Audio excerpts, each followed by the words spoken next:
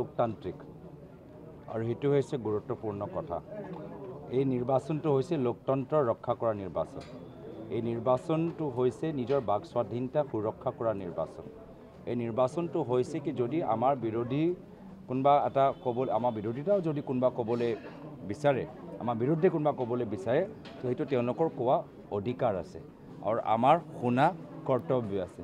তো গোটেই পৰিৱেশটো লোকতান্ত্ৰিক, গোটেই পৰিৱেশটো বাক স্বাধীনতা যে আমাৰ নৈতিক অধিকাৰ, সেইটো আমি সন্মান কৰিছোঁ আৰু আমি দেখা পাইছোঁ যে আজি লাহে লাহে সেই স্পেচটো, সেই অধিকাৰবোৰ বিজেপি চৰকাৰে হনন কৰিবলৈ বিচাৰিছে।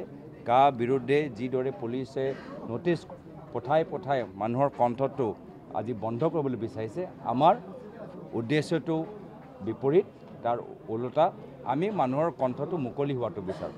এইটো কণ্ঠ আমাৰ পক্ষতেও পাৰে, আমাৰ বিপক্ষতেও পাৰে, কিন্তু কণ্ঠটো মুকলি হ'ব লাগে, কণ্ঠটো বলিষ্ঠ হ'ব লাগে, অসমৰ কণ্ঠ বলিষ্ঠ হ'ব লাগে, অসমৰ কণ্ঠ মুকলি হ'ব লাগে। এয়া হৈছে আমাৰ আজি এই আলোচনাৰ ভিতৰত মূল বিষয়।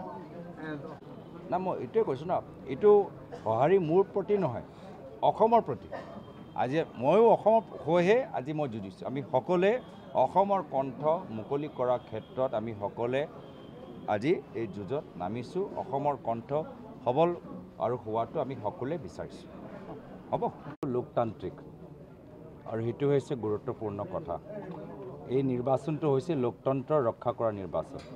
এই নিৰ্বাচনটো হৈছে নিজৰ বাক স্বাধীনতা সুৰক্ষা কৰা নিৰ্বাচন।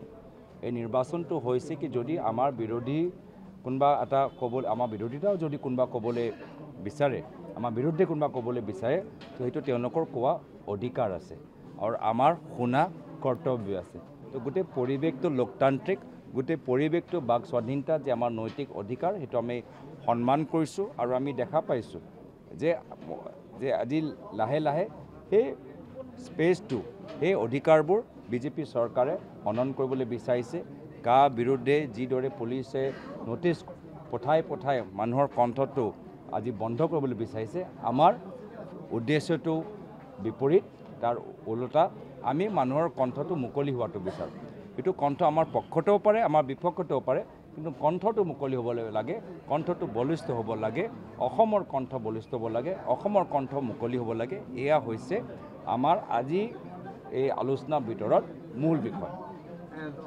না মই এইটোৱে কৈছোঁ না, এইটো সঁহাৰি মোৰ প্ৰতি নহয়, অসমৰ প্ৰতি।